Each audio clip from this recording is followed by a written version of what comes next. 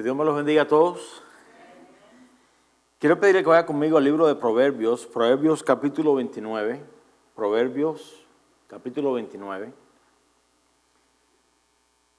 Vamos a leer solamente un versículo, versículo 18. Proverbios 29, 18. El título del devocional de hoy es ¿Cómo evitar el desenfreno? ¿Cómo evitar el desenfreno? Una vez que lo tengas, si puedes decir amén. Proverbios 29. Está justo después de Proverbios 28. Espero que le ayude.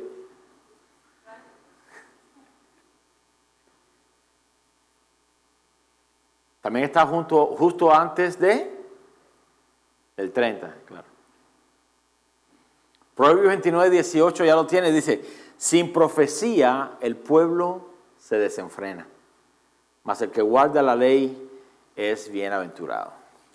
Bueno, si usted ha salido de una iglesia de falsa doctrina, puede que quizás recuerde este pasaje. No sé cuántos los han escuchado anteriormente.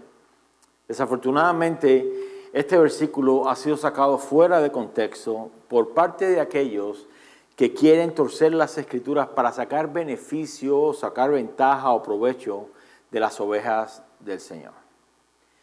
Tanto la versión en inglés como algunas versiones en español mencionan este versículo de la siguiente manera: sin visión el pueblo se desenfrena. Bueno, si aplicamos estas versiones al pasaje, de seguro se abre la puerta para que la iglesia busque visiones frescas de a continuo, para que la iglesia tenga algo firme en que apoyarse para entonces poder cumplir con su función. Ese no es el caso. Imagínense una iglesia que depende de una visión cada semana para no desenfrenarse. Que dependa de lo, entre comillas, nuevo que el pastor reciba de parte de Dios para poder guiar a la iglesia a donde Dios los quiera llevar. Si este fuera el caso, ¿para qué tenemos las Escrituras? ¿Para qué Dios ya nos ha hablado en su palabra? Cada vez que escucho a un predicador decir, o a un pastor diciendo, esta es la visión, tenemos una nueva visión este año, esta es la visión que tenemos para la iglesia, se me ponen los pelos de punta. Porque me pregunto, ¿acaso Dios ya no nos ha dado la visión para la iglesia? ¿Acaso no estamos llamados a ser discípulos de todas las naciones y de enseñarles a que obedezcan todo lo que Jesús nos ha hablado? ¿Habrá otra visión diferente a la cual debamos someternos? Claramente no. Todo lo que la iglesia está mandada o requerida a hacer, hermanos, ya lo tenemos en las Escrituras. No cambia. Si esta visión o esta profecía no está haciendo referencia a algo nuevo cada semana, entonces, ¿a qué se refiere esta profecía, según el pasaje de hoy, sin la cual el pueblo corre peligro de desenfrenarse? ¿Qué significa esta profecía? Aplicándolo en el contexto correcto, está haciendo referencia a la palabra de Dios, a la ley de Dios, la cual es la que nos guarda de desenfrenarnos o de salirnos de los caminos de Dios. Nota que la segunda parte del versículo nos habla de esta misma ley, pero ahora lo hace desde el punto de vista de que aquel que la obedece es bienaventurado. Déjeme decirle, esa bienaventuranza está disponible para todos nosotros que estamos aquí. ¿Cuál es la condición? Obediencia a la palabra de Dios. Cuando se vienen las profecías, la iglesia ha aceptado un concepto muy erróneo y ha reducido la profecía a algo que ha de suceder en el futuro. A todos nos fascina tener conocimiento del futuro mientras sea algo bueno. En una ocasión tuve un pastor que fue a una iglesia, no voy a decirle el nombre para que usted no vaya, pero fue a una iglesia donde se da mucho este fenómeno de profecías, donde tienen una sección dentro del edificio, donde tienen como unos cubículos o cuartos, donde dentro de esos cuartos hay personas que profetizan. Y hay una línea de personas esperando su turno para entrar al próximo cuarto para que esta persona le dé una profecía de parte del Señor. ¿Cómo se llama eso? Brujería. Okay. No está muy alejado. No está muy alejado. Ahora, imagínense por un momento, en esos cuartos, unos carteles encima de la puerta donde dijera, buenas profecías de prosperidad. Y aquí dijera, profecías de tribulaciones. ¿Cuál cree usted que tuviera la línea de personas más largas? La de la prosperidad, ¿no?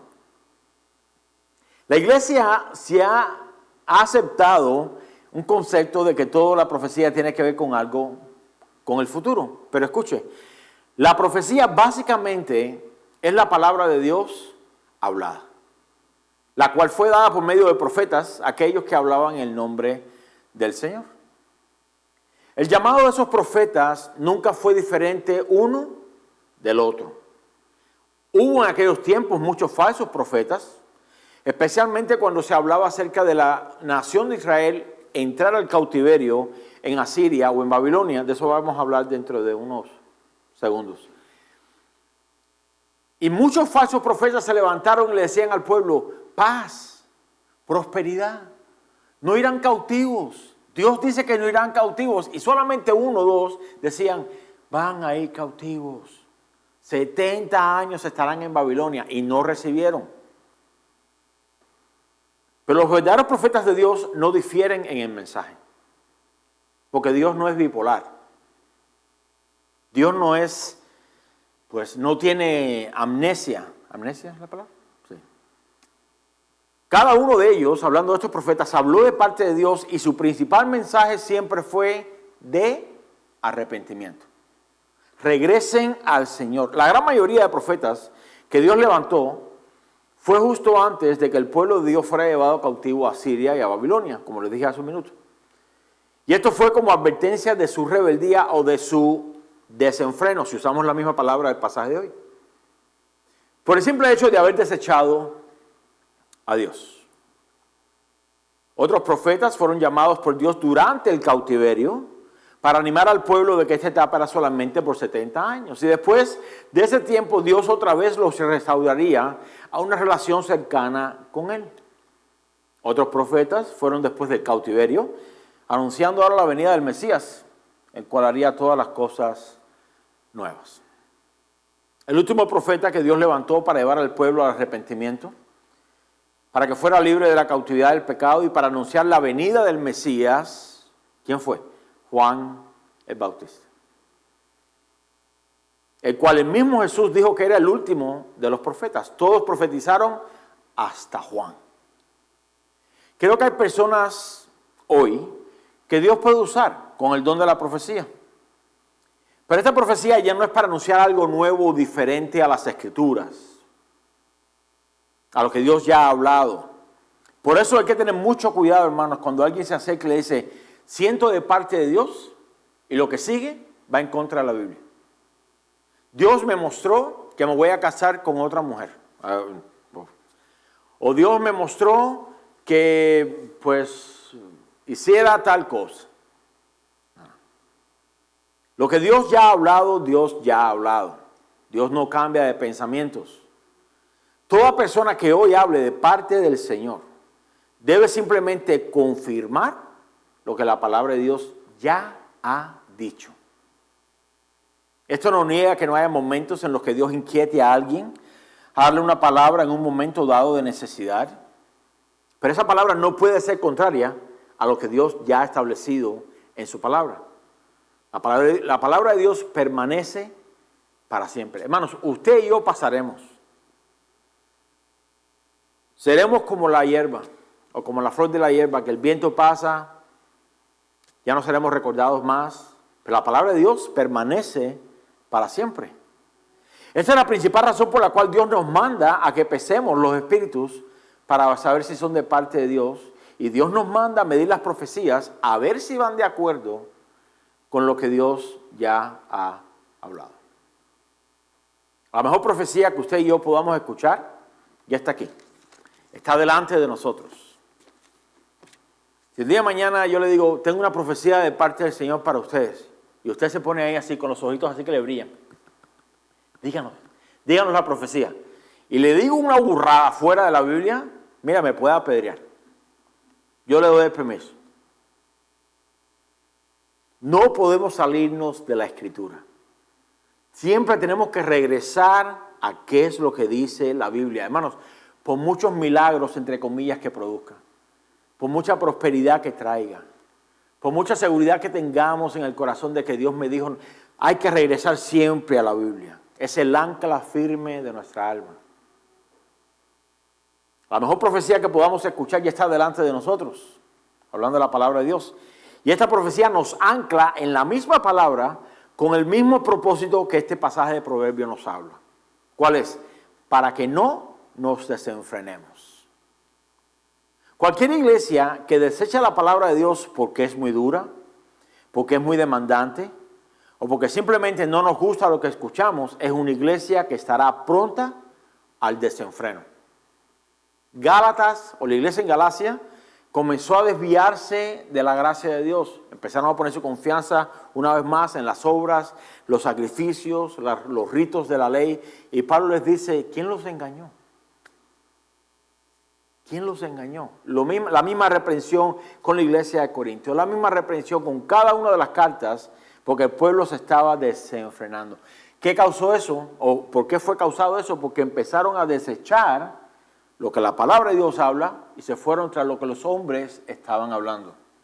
Y Pablo fue muy duro con ellos, pero fue duro por amor.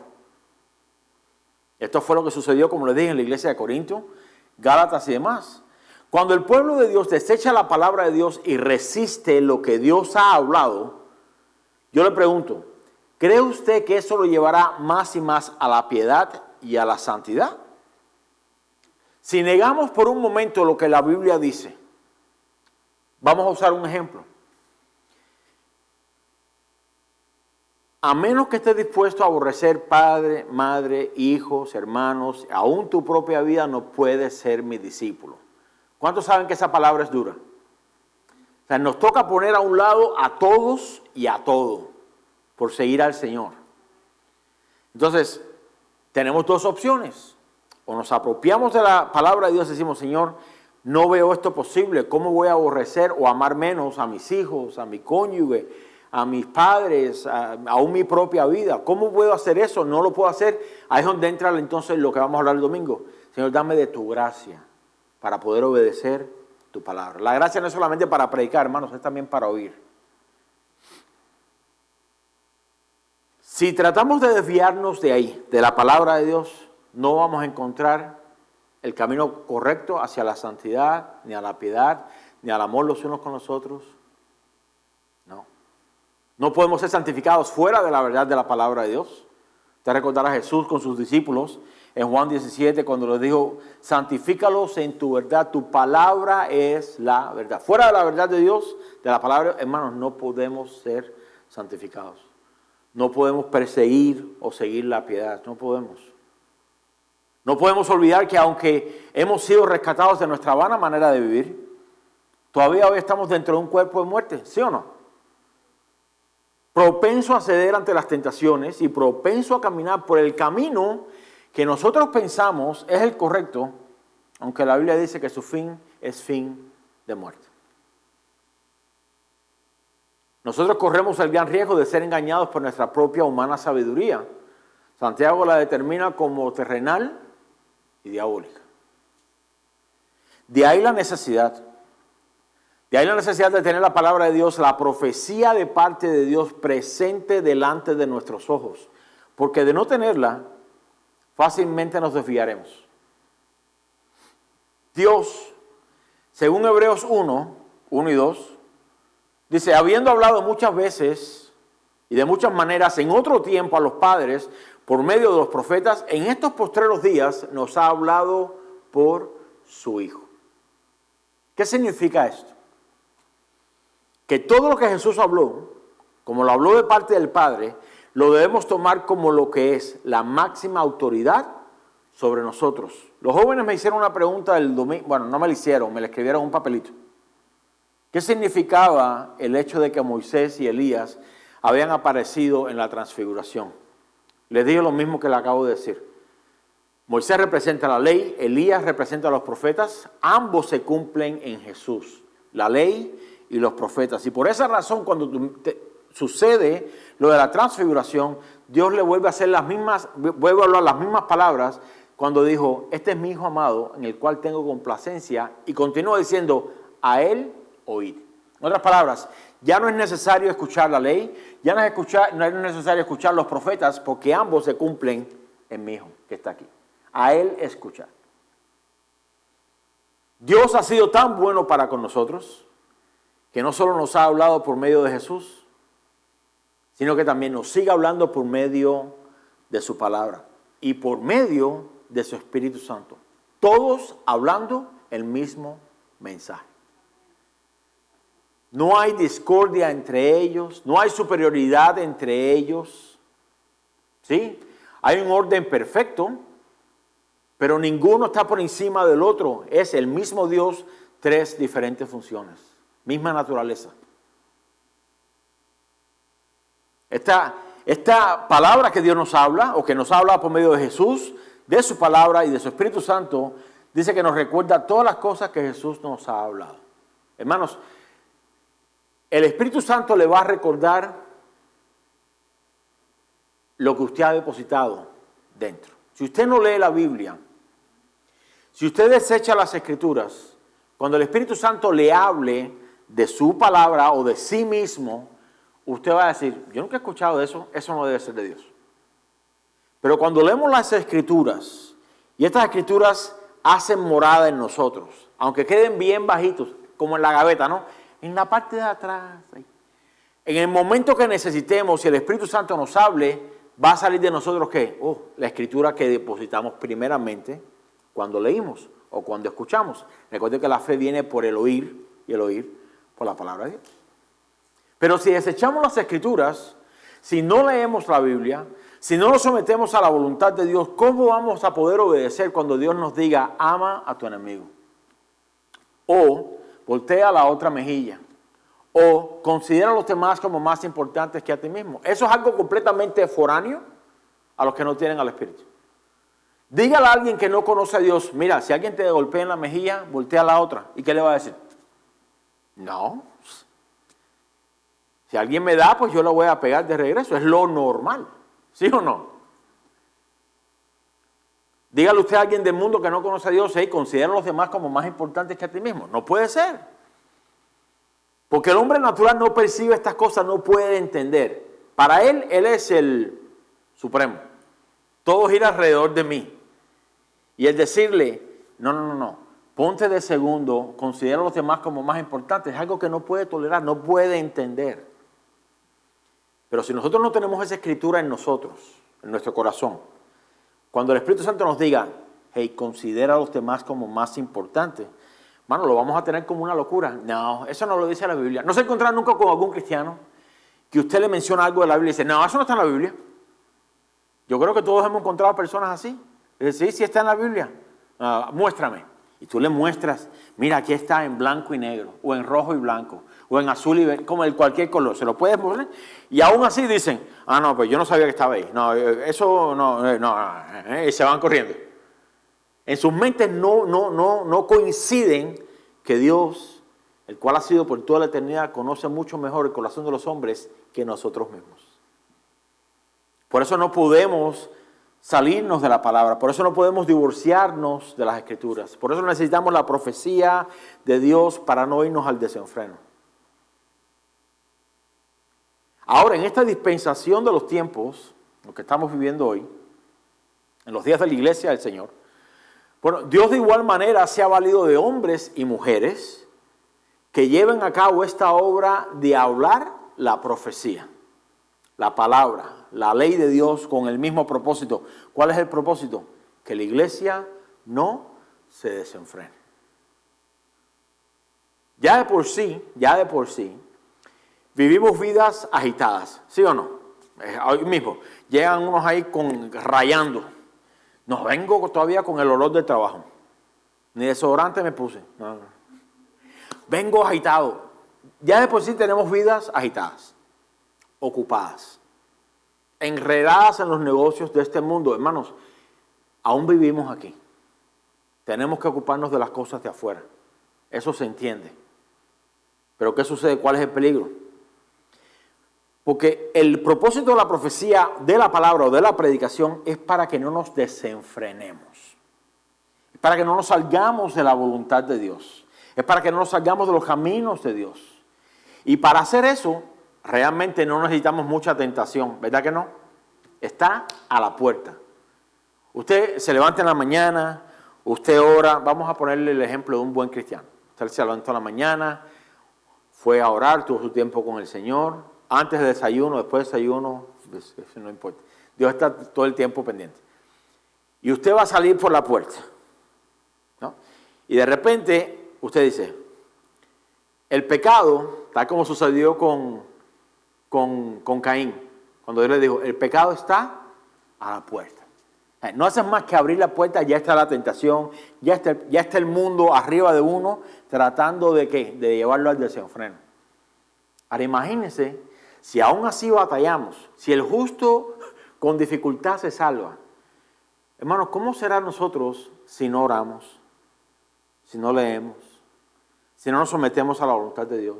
Si no venimos delante de la palabra de Dios diciendo, Señor, aunque me cueste trabajo, muéstrame qué quieres que haga en este momento.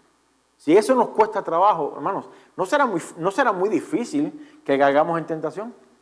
¿O que nos desenfrenemos? ¿No? La tentación esta es para todos nosotros. Lo único que necesitamos para desenfrenarnos es no escuchar la palabra de Dios. El desenfreno de nuestras vidas no está a años luz de nosotros. No, eso a lo mejor me sucede dentro de 30 años, hermano. Eso le puede pasar en los próximos 3 minutos. Está en la próxima decisión que tomemos. El peligro del desenfreno está ahí, a la puerta. Y esta próxima decisión que debemos tomar, si no la tomamos de acuerdo con lo que la palabra de Dios ya nos dice, el próximo paso que tomemos será dirigido a ese desenfreno. Ahora, puede que usted diga, bueno, pastor, no creo que una mala decisión nos va a llevar directamente al desenfreno. Bueno, estoy de acuerdo con usted. Quizás. Pero yo le diría lo siguiente. Quizás una mala decisión no. Pero ¿qué garantía tiene de que si desechó la palabra de Dios para una decisión, la próxima que tome no sea también desechando la profecía o la palabra de Dios? ¿Qué nos garantiza que ese no es el caso? Tal como hablamos hace unas semanas atrás, una mala decisión normalmente conlleva a otra mala decisión. Por eso tenemos la vida espiritual que tenemos. Buenas decisiones, buenas decisiones, buenas decisiones, buenas decisiones, gloria a Dios, buenas decisiones, y de repente mala decisión. Y qué bueno sería decir, vamos a retomar. Buena decisión, no, pero es mala decisión. Bueno, ya que estoy aquí, mala decisión. Bueno, ya, mala decisión. Es así, ¿no? No es así, es, ¿no? ¿A cuánto le gustan las montañas rusas, los roller coasters? A todos nos gusta, pero espiritualmente no podemos, es un peligro vivir vidas así. Ahora, no quiero pasar mucho tiempo en este asunto de malas decisiones. No es el punto principal de la enseñanza y a fin de cuentas, todos aquí hemos tomado malas decisiones en ciertos momentos. Compré el carro que no tenía que comprar, compré la casa que no tenía que comprar, dejé el trabajo que no tenía que dejar, no sé. Bueno, ya se casó, así que ya eso no le voy a dar para atrás, ¿no? Me metí en una deuda que no tenía que meter, compré algo que no tenía que haber comprado, etcétera, etcétera. Hay muchas malas decisiones, como también hemos tomado buenas decisiones, gloria a Dios, bendito sea el Señor. Hasta aquí Dios ha sido misericordioso con nosotros, nos ha sostenido. Pero más bien quiero que se enfoque en el acto de desechar la profecía, desechar la palabra de Dios, desechar la ley de Dios, porque sin ella de seguro iremos de camino al desenfreno. Ahora, yo pregunto, ¿qué es el desenfreno? ¿Qué es el desenfreno? ¿Alguna vez alguien aquí ha trabajado con un caballo cerrero? ¿Se ubica un caballo cerrero? Cerrero, salvaje, ¿no? Usted trata de ponerle el lazo, el caballo está ahí relinchando, yo no quiero, yo quiero ser libre.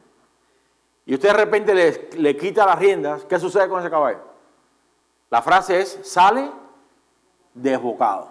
En otras palabras, sale completamente desenfrenado. Esta palabra desenfreno, ¿qué es el desenfreno? Esta palabra desenfreno habla de una actitud de ocio. Alguien que no tiene dirección será alguien que use de su tiempo para anidar pensamientos inicuos, lo cual lo llevará a salirse de la voluntad y de los planes de Dios. El ocio nunca ha sido una virtud noble en los hombres. ¿Quiere buscar a alguien que esté presto para hacer el mal? Busque un ocioso. Demasiado tiempo en sus manos. El ocio nunca ha sido una virtud noble en los hombres. Por el contrario, el ocio es amigo de la maldad y es enemigo de lo bueno. El gran peligro que esto representa para el pueblo de Dios es que un pueblo ocioso, un pueblo que desecha la palabra de Dios, un pueblo que no sabe la dirección de Dios, es un pueblo que va de camino no solamente al desenfreno, pero esta palabra desenfreno en el Nuevo Testamento es la misma palabra que se usa para anarquía. ¿Qué es la anarquía? El autogobierno. Tú no me dices lo que tengo que hacer, yo hago lo que yo quiero hacer. Ahora usted podría decir, gloria a Dios que en la iglesia eso no sucede. Ay, hermano, si yo quisiera, si yo pudiera decirle que eso es cierto. No miremos muy afuera. Yo considero mi propia vida. Hay muchas ocasiones donde yo he sido anárquico. He tomado decisiones, no, pues eso no es lo que yo quiero hacer. No, esto es lo que yo quiero hacer. Ha habido consecuencias. Ha habido consecuencias. No estoy hablando de reciente. Estoy hablando de un tiempo. Ya he crecido en esa área. Pero, sí, mi esposa, gracias a Dios. Pero el punto es que ese peligro del el anarquismo o la anarquía está en todos nosotros. Está en todos nosotros. Si piensa que no es el caso, yo le pongo este ejemplo. En el momento que yo le digo, hermano, venga el miércoles a la iglesia, a la oración y punto. ¿Qué es lo primero que sale de aquí? A mí no me dice lo que yo... ¿Sí o no? Es la primera, no solamente el pastor, su jefe puede que le diga, mira, mañana necesito que vengas y te quedes 5 horas más. Ya tenemos planes, ya teníamos servicio de oración, vamos a ponerlo espiritual. Teníamos servicio de oración y lo primero que nos sale es, no, usted no me gobierna. Es nuestra primera reacción. Los casados saben de lo que estoy hablando. Los casados. Los solteros pues disfruten su soltería mientras tanto. Ya les llegará el tiempo de ser bendecidos. Y que obtengan favor de Jehová. El desenfreno es lo mismo que la anarquía, porque ambos buscan agradar a lo que la carne anhela. El hombre de por sí rechaza la autoridad. Por tanto, sin la palabra de Dios, sin la profecía, corremos el peligro de querer hacer lo que queremos. Y nos hacemos señores de nuestros propios corazones. Aquí mando yo. Aquí mando yo. Si la palabra de Dios no reina en nosotros, lo único por lo cual nos regiremos será por lo que nosotros pensemos. Pensemos que es lo correcto, actuaremos de acuerdo a nuestros sentimientos, a nuestras emociones, desecharemos fácilmente la palabra de Dios. Esto sin duda nos llevará a la anarquía.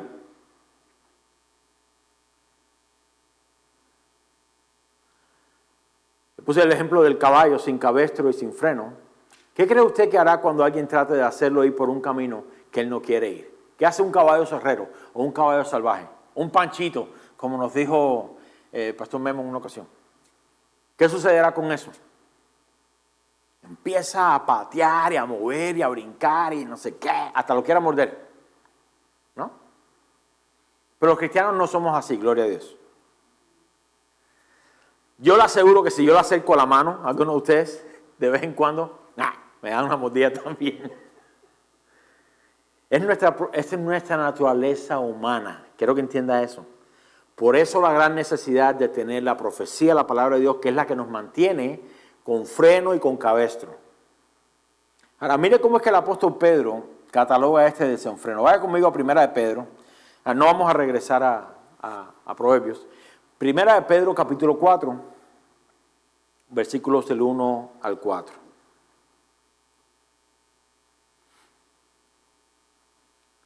Primera de Pedro 4, versículo 1 dice, puesto que Cristo ha padecido por nosotros en la carne, vosotros también armaos el mismo pensamiento. Pues quien ha padecido en la carne terminó con el pecado. Está hablando de Cristo. ¿Para qué? Para no vivir el tiempo que resta en la carne. Ahora está haciendo referencia a nosotros. Conforme a las concupiscencias de los hombres, sino conforme a la voluntad de Dios. Versículo 3. Baste ya el tiempo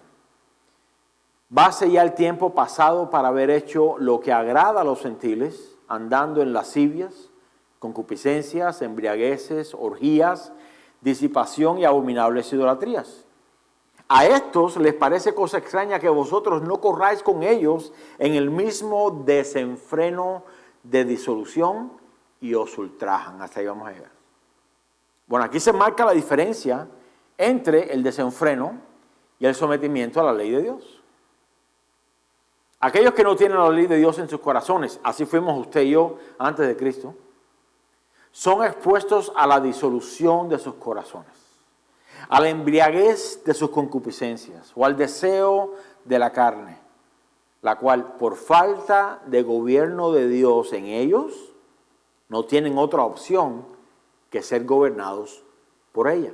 Usted y yo éramos esclavos de nuestra concupiscencia, al igual que los demás. Y gracias a Dios por su gracia infinita, que aún estando muertos en nuestros delitos y pecados, nos salvó, nos dio vida nueva. Esta disolución los lleva al desenfreno, y aquí esta palabra desenfreno es la palabra griega anakusis, la cual es familiar con anarquía. Denota una vida entregada al libertinaje. Déjenme decirle, la falta de sometimiento a la palabra de Dios, hermanos, no nos va a llevar a la rendición a Dios, nos va a llevar a la anarquía, nos va a llevar a la rendición a nosotros mismos. Para estas personas, el vivir en libertinaje es lo normal. Y es la razón por la cual cuando miran a nuestras vidas, las cuales son regidas por la palabra de Dios, no pueden entender cómo es que andamos según el espíritu de libertad que nos mantiene alejados de la disolución. Vamos a emborracharnos después del trabajo. Yo no bebo. Y lo ven a uno como si hubiese bajado, no sé, en una nave espacial. ¿No? ¿Nota la diferencia entre aquellos que son gobernados por la palabra y los que son gobernados por el libertinaje? El verso 3 menciona cómo es que viven aquellos que no tienen la ley de Dios en sus corazones. Hablando aquí de los gentiles o los que no conocen a Dios. Envueltos en lascivias, concupiscencias, embriagueces, orgías, disipación y abominables idolatrías. ¿De ahí acaso no nos sacó el Señor? Esto es lo que el Espíritu Santo habla por medio de Pablo en la carta de los Corintios, que dice, y algunos eran ustedes, pero gracias a Dios ya habéis sido lavados, redimidos, ya han sido salvados, pues gloria a Dios por eso. Ahora, en contraste con eso, ¿cómo viven aquellos que se someten a la ley de Dios? Ellos no viven en desenfreno ni en anarquía. Ellos son bienaventurados por seguir la ley de Dios. No importa lo que esté sucediendo alrededor, no se mueven a menos que Dios hable. No hacen a menos que Dios diga. No van a menos que Dios diga, ve. ¿Sí me sigue? Ya no nos regimos por nuestras propias concupiscencias ni emociones. Ahora vamos por qué es lo que dice la Biblia al respecto. Por la simple razón de que cada uno de nosotros está inclinado a la anarquía, cada uno de nosotros estamos propensos al ocio y al desenfreno. De ahí el grave peligro del cristiano ocioso.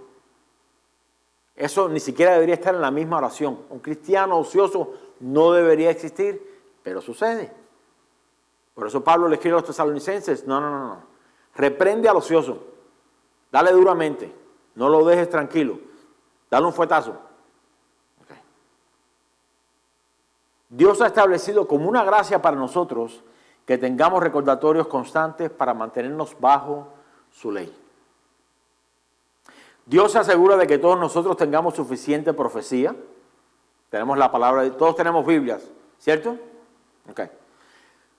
Se asegura que tengamos profecía, palabra de Dios, ley de Dios en nuestros corazones. Y por eso no solo nos ha dado su Espíritu Santo, no solo nos ha dado su palabra, sino que también nos ha dado hombres y mujeres de Dios que nos hablen y traigan a memoria esa misma palabra. Y en la gran mayoría de las ocasiones, déjeme decirle algo, lo compartió con el pastor Alberto hace un rato, la gran mayoría de las ocasiones, los predicadores somos la última línea de proclamación de la verdad de Dios para nuestras vidas. ¿Por qué? Porque ya cuando Dios usa al hombre de Dios, probablemente ya el Espíritu Santo hace rato viene, ey. Y hacemos, no, ese no es Dios. No, yo no sé qué es lo que me está hablando Dios. Entonces ya tiene Dios que traer algo más cercano y decir, te recordará la historia de Natán con Samuel, de Natán con David. David estuvo casi un año evitando al Espíritu Santo. Evitando al Espíritu Santo. Sus huesos se habían secado, su paladar se había secado, ya no había canciones, ya estaba completamente destruido.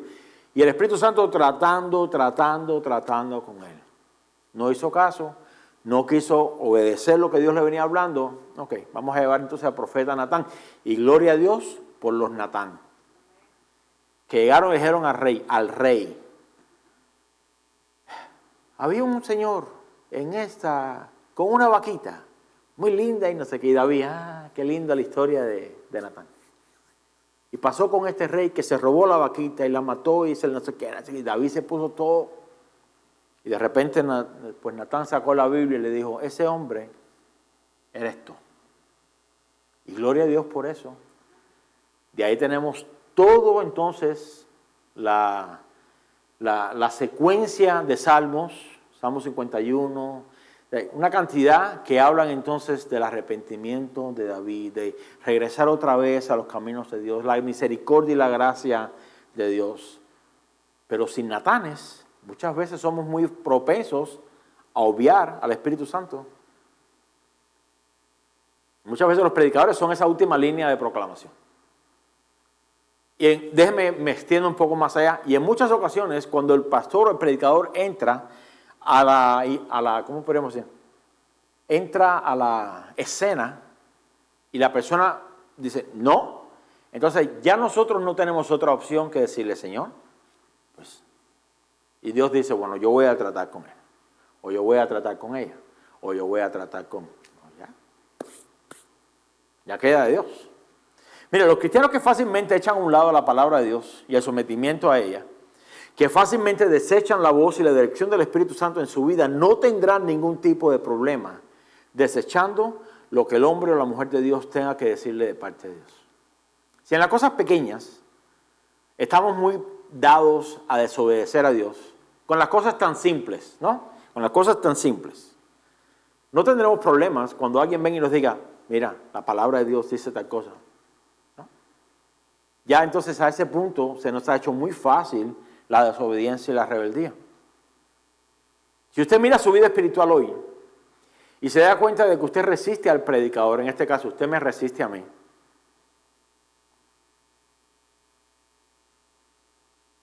especialmente si le hablamos la palabra de Dios, considere que su problema no es necesariamente en contra nuestra. Yo estoy seguro, porque yo los veo a ustedes. Veo quién se duerme, veo quién sueña, qué sueña. Veo que está pensando. Pero honestamente, veo que cuando se dice algo, en ocasiones a veces digo algo, y algunos no lo pueden ocultar. El rostro se le pone, como dice nuestra hermana Briseida, de papaya macada. Y yo sé que llega, yo sé que hinca, yo sé que molesta, ¿no? Pero eso es bueno. ¿Por qué es bueno? Porque, bueno, sabemos que toda disciplina al principio no es causa de gozo. ¿Sí o no? ¿A cuántos de ustedes una vez le dieron un chancletazo a su hijo y le dijo, wow, me fascina, dame otro? No les gusta. Pero al final, ¿qué sucede? Si usted lee ese mismo Proverbios, habla acerca de la disciplina. Incluso habla de la vara, ¿no? Pero es algo que al principio no es de agrado, pero eventualmente produce fruto apacible de justicia. Y eso es lo que Dios hace por medio de su palabra. Dios nos da su palabra, desobedecemos, nos da su palabra un poco más alto, desobedecemos, Dios entonces a través de su Espíritu comienza, ¿no? Viene el pastor, viene el predicador, viene el maestro, viene el que sea de parte de Dios, no, ya Dios no tiene otra opción que entonces sacar la chancleta. Y la chancleta de Dios es mucho más grande que la de nosotros. Si usted se mira, si usted mira su vida espiritual hoy, se da cuenta que usted resiste al predicador, especialmente si hablamos la palabra de Dios, considere que su problema no es necesariamente en contra nuestra. En una ocasión, si usted lee el libro de Éxodo, se va a dar cuenta que el pueblo de Israel murmuró mucho en contra de Moisés y de Aarón. Y en una ocasión, o en dos ocasiones, si recuerdo correctamente, Moisés le dijo lo mismo al pueblo. ¿Qué de nosotros? Están enojados con nosotros. ¿Qué de nosotros? Nosotros simplemente somos siervos de Dios. En otras palabras, no la agarren con nosotros. Simplemente somos instrumentos en las manos de Dios para su beneficio. Eso no ha cambiado. Si tiene ese problema con los predicadores, con los pastores o con los maestros, su problema es con la autoridad de la palabra de Dios. Los predicadores tenemos la tarea de recordarles una vez más lo que la palabra de Dios ya ha hablado. Y por lo general, usted la tiene en el corazón. Nosotros, de cierta manera, somos los voceros de parte de Dios que les recuerdan muy a menudo reconciliados con Dios, reconciliados con Dios. Somos aquellos que con frecuencia les recordamos que si no nos sometemos bajo la poderosa mano de Dios, Él no tiene problema en humillarnos. O nos humillamos bajo su poderosa mano, o Él nos humilla a nosotros. Déjeme decirle un secreto. Es mejor que nos humillemos nosotros. Porque la humillación de parte de Dios, aunque no gusta y es para nuestro bien, duele, duele. Somos aquellos que con frecuencia le decimos, sométase bajo la poderosa mano de Dios. Porque si no lo hacemos, si nosotros no cumplimos con nuestra tarea, si nosotros no somos parte de esa profecía que Dios envía para que la iglesia no se vaya al desenfreno, si no lo hacemos, ya sea a largo plazo o a corto plazo, nuestro final será la anarquía y el desenfreno. Esta es la razón principal por la cual se nos hace necesario a nosotros tener la palabra de Dios en la mente y en el corazón como martillo que golpea la roca.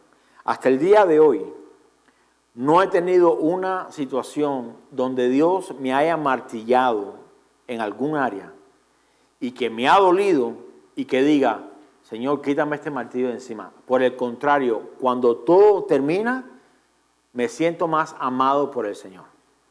Me siento más alentado por el Señor. ¿Por qué? Porque Dios al que ama, disciplina.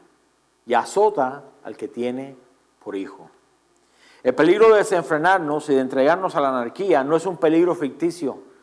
No es una obra de ciencia ficción. Es un peligro eminente en nuestras vidas. Póngase de pie, por favor.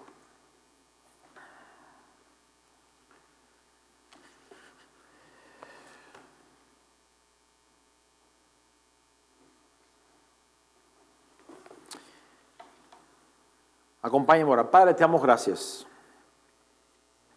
Te damos gracias por tu palabra, por esta oportunidad, Señor, que tenemos de presentarnos delante de ti.